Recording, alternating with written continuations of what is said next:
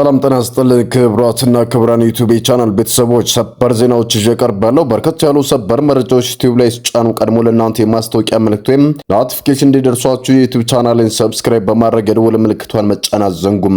ወደ ሰበር መረጃው ስናቀና መልካም የምስራች የያዘ ሰበር ዜና በመካከለኛው ምስራቅ ጉዳይ ተሰምቷል። በሚስጥር ሲደረግ ከነበረው ድርድር በኋላ አሜሪካና ኢራን የሰላም ስምምነት ለመፈረም በስዊዘርላንድ ጄኔቫ መቀጣጠራቸውን መገናኛ ብዙሃን የሾለኩ መረጃዎችን ዋቢ አድርገው በሰበር ዜና ሌሊቱንም ዘግበዋል። የሆነ ማለት ደግሞ ኢትዮጵያን ጨምሮ በበርካታ የዓለም ሀገራት ማለትም ከ160 በላይ ሀገራት ላይ ከፍተኛ የሆነ የነዳጅ ጭማሪ ያስከተለው ጦርነት የሚቋጭ ከሆነ ለዓለም መልካም ዜና ይሆናል ተብሏል። በሌላ በኩል ይህንን የሚፈረመው የሰላም ስምምነት አስመልክቶ የወጡ ሚስጥራዊ መረጃዎችን አስደምጣችኋለሁ። በሌላ በኩል በተሰሙ ሚስጥራዊ ሰበር መረጃዎች ደግሞ አይንና ናጫ ሆነው የነበሩትና ኢራንም በሚሳኤል በተደጋጋሚ ስታጥቃት የነበረችው የተባበሩት አረብ ኤምሬትስ ባለስልጣናትና የኢራን ባለስልጣናት በሚስጥር ስብሰባ ማድረጋቸውም ተሰምቷል። የተባበሩት አረብ ኤምሬትስ ከጎረቤቷ ጋር በሰላም መኖር እንደምትፈልግ ለኢራን መግለጿም ተሰምቷል። ሚስጥራዊ ስብሰባውን አስመልክቶ የወጣውን ሰበር መረጃም የማስደምጣችሁ ነው የሚሆነው። በሌላ በኩል አሜሪካና ኢራን የደረሱትን ስምምነት ተከትሎ እስራኤል ከፍተኛ ተቃውሞም አሰምታለች። ከእስራኤል የተሰማው ተቃውሞ ምን ይመስላል? በዝርዝር የምታደምጡት ነው የሚሆነው። በሌላ በኩል የቱርኩ ፕሬዝዳንት ረሲብ ጣይብ ኤርዶጋን በእስራኤል ላይ ከፍተኛ ቁጣቸውን አሰምተዋል። ኤርዶጋን እንዳሉት እስራኤል በሊባኖስና እንዲሁም በሶሪያ ላይ የምታደርገውን ነገር ካላቆመች በስተቀር ከፍተኛ የሆነ ወታደራዊ እርምጃ ለመውሰድ ወደ ግጭቱ ለመግባት እንገደዳለን ብለዋል። የእስራኤሉ መሪ ኔታንያሁ ቁጣ የቀላቀለ ከፍተኛ ዘለፋንም አስተላልፏል። ይህንንም ዘለፋ ተከትሎ የእስራኤሉ ጠቅላይ ሚኒስትር ቤንያሚን ኔታንያሁ ለቱርኩ ፕሬዝዳንት ኤርዶጋን አጸፋዊ ምላሽም ሰጥተዋል። ይህንንም በተመለከተ የሁለቱ መሪዎች ግጭት ምንን ያመለክታል ተብሎ የተጠየቁት የአሜሪካው ፕሬዝዳንት ዶናልድ ጄ ትራምፕ አወዛጋቢ ምላሽም ሰጥተዋል። ሁሉንም በዝርዝር የማስደምጣችሁ ይሆናል። እስከ ፍጻሜው ድረስ አብራችሁኝ ቆዩም። በቀዳሚነት አስደሳች ሰበር መረጃዎች በመካከለኛው ምስራቅ ጉዳይ እየተሰሙ ነው። ዛሬ ሌሊቱን በዓለም አቀፍ መገናኛ ብዙሃን እጅ የገቡ የተለያዩ መረጃዎች እውነት የሚሆኑ ከሆነም በቀጣዮቹ ቀናት የምስራች ያዘለ መልካም ዜና በመላው ዓለም ይሰማልም ብለዋል። በዩናይትድ ስቴትስ እና በኢራን እስላማዊ ሪፐብሊክ መካከል ወራት የቀጠለውንና ዳፋው ኢትዮጵያን ጨምሮ በመላው ዓለም በሚገኙ ሀገራት ላይ ከፍተኛ የኢኮኖሚና የነዳጅ ጭማሪ ያስከተለው ጦርነት ወታደራዊ ግጭቱን ሙሉ በሙሉ ለማቆም የታለመ የሚስጥር ዲፕሎማሲያዊ እንቅስቃሴ በመቶዎች የሚቆጠሩ የአሜሪካዊ ደህንነት አባላትን ያሳተፈ መጠነ ሰፊ ቅድመ ዝግጅት ስራ በሚስጥር ሲከናወን መቆየቱን ዓለም አቀፍ መገናኛ ብዙሃንም ዘግቧል። የአሜሪካው CNN የዜና ወኪል የደህንነትና የዲፕሎማሲያዊ ዕቅዱን በቅርበት የሚያውቁ ወገኖች ዋቢ በማድረግ ባወጣው ሰበር መረጃ ባለፉት ተከታታይ ሳምንት ውስጥ የተደረጉት የሰላም ጥረቶች በሙሉ አስቀድሞ ባልተገመቱና ድንገት በሚከሰቱ የቀጠና ወታደራዊ እውነቶች ሳቢያም በተደጋጋሚ ሲስተጓጎሉ ቆይተው አሁን ግን የምስራች ይዘው ፍሬ አፍርተዋልም ብለዋል። ይህ የሰላም ድርድር ዕቅድ መፈራረስና እንደገና መጀመር አዙሪት ጉዳዩን በቅርበት ለሚያውቁት የሆሊውድ ፊልም የሚመስል ነበርም ብለዋል።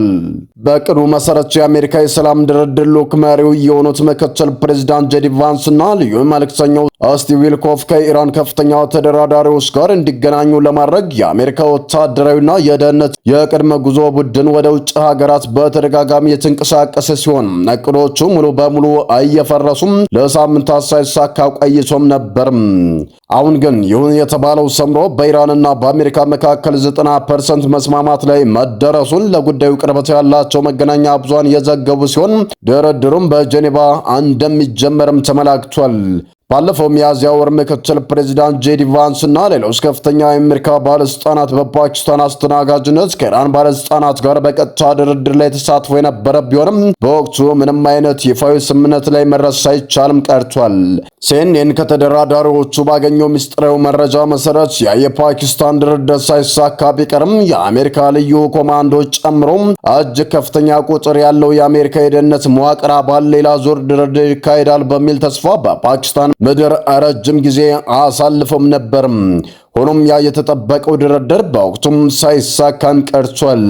በቅርብ ሳምንታት ውስጥ ደግሞ ሲጠበቅ የነበረው ታሪካዊ የሰላም ድርድር መድረክ ከፓኪስታን ወደ ስዊዘርላንድ ጄኔቫ መዛወሩን ምንጮች ለመገናኛ ብዙሃን አረጋግጧል። ይህንን ተከትሎ ታዲያ የጦርነቱን ማህተም የሚያበስረው የጋራ ስምምነት ፊርማ ለማስተናገድ በበርካታ የአሜሪካ የደህንነት ባለሙያዎች ወደ ስዊዘርላንድ ዲፕሎማሲያዊ ከተማ ጄኔቫ ቁጥር ገብተው ስራቸውን መጀመራቸውም ተመላክቷል።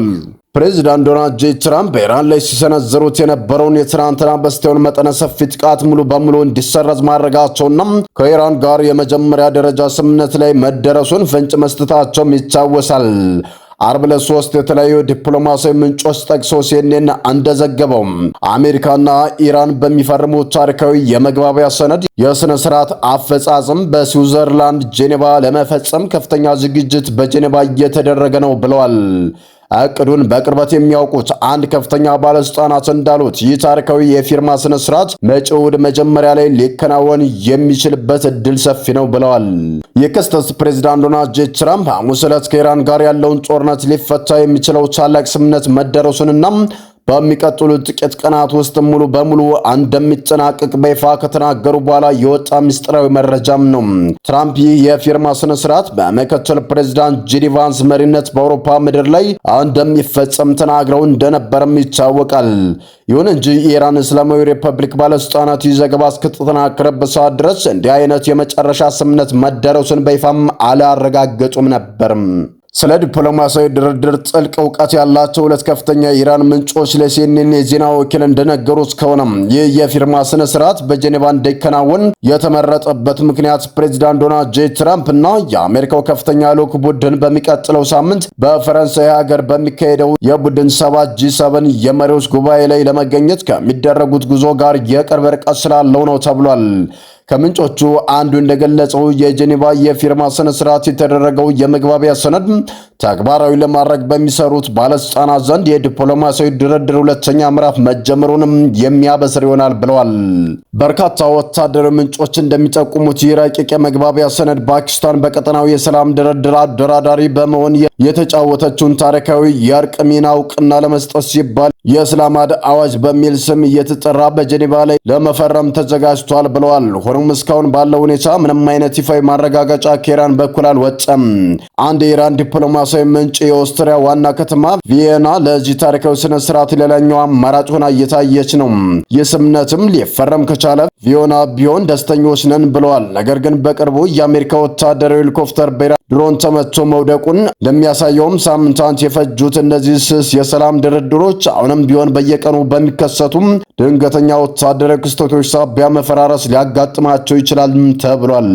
በተያያዘ ዜና በቀጠናው ዲፕሎማሲያዊ መድረክ ላይ እጅግ አስገራሚ ስልታዊ መለወጥ መታየቱ ታዋቂው የኢኮኖሚ የፖለቲካ ዜና አውታር ብሉምበርግም ዘግቧል። እንደ ብሉምበርግ ዘገባ ዜና ከሆነ በከፍተኛ ሁኔታ በኢራን ስትደበደብ የነበረችውና ከኢራን ጋር ከፍተኛ ደም መቃባት ውስጥ የገባችው የተባበሩት አረብ ኤሚሬትስና የኢራን እስላም ሪፐብሊክ የብሔራዊ ደህንነት ባለስልጣናት አሜሪካና እስራኤል በኢራን ላይ የወረራ ጦርነት ከከፈቱ ወዲህ ለመጀመሪያ ጊዜ ምስጢራዊ የሆነ የፊት ለፊት ቀጥታ የሰላም ውይይት ማካሄዳቸውም ተዘግቧል።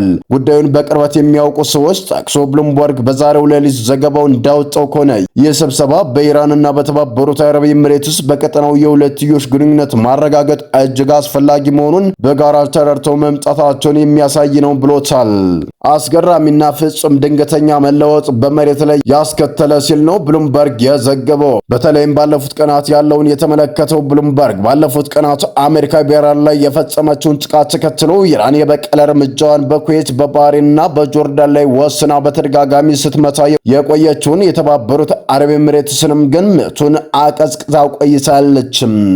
ይህ አዲስ የዲፕሎማሲያዊ መስመር ከመዘርጋቱ በፊት የተባበሩት አረብ ኤሚሬትስ በቅርቡ በነበረው መጠነ ሰፊ ወታደራዊ ጥቃት ወቅት የፋርስ ባህረ ሰላጤ ጎረቤቷ የሆነችውን ኢራንን በግልጽ በመክዳት አሜሪካና እስራኤል የኢራንን እስላማዊ ሪፐብሊክ በፈንጅ ለመደብደብ ላሰማራችው የጦር ጀቷን የአገሯን ወታደራዊ ማዕከላት ክፍት ማድረጓን ማመቻቸቷን በከፍተኛ ሁኔታ በኢራን ስትወቀስም ቆይታለች።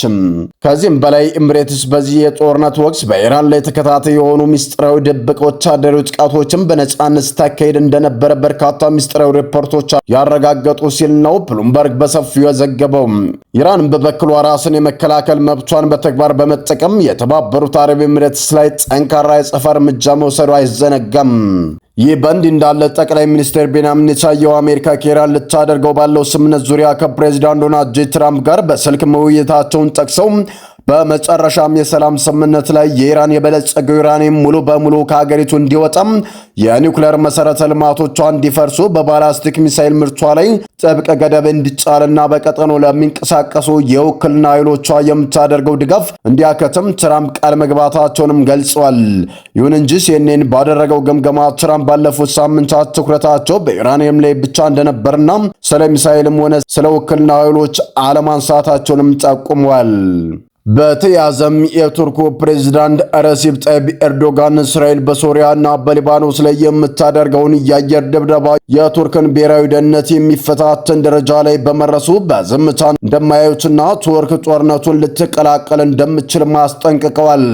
ለዚህም ኔታንያሁ በሰጡት ፈጣን ምላሽ ኤርዶጋንን በኩርዶች ላይ የዘር ማጥፋት ወንጀሎች የሚፈጸም የሽብር ድርጅቶችን የሚደግፍና የራሱን ሕዝብ የሚጨቁን አምባገነን ሲሉ የገለጹ ሲሆን ቱርክ በዚህ ግጭት ውስጥ ከገባች ፍርዷን ትቀምሳለች ሲሉም ዝተዋል።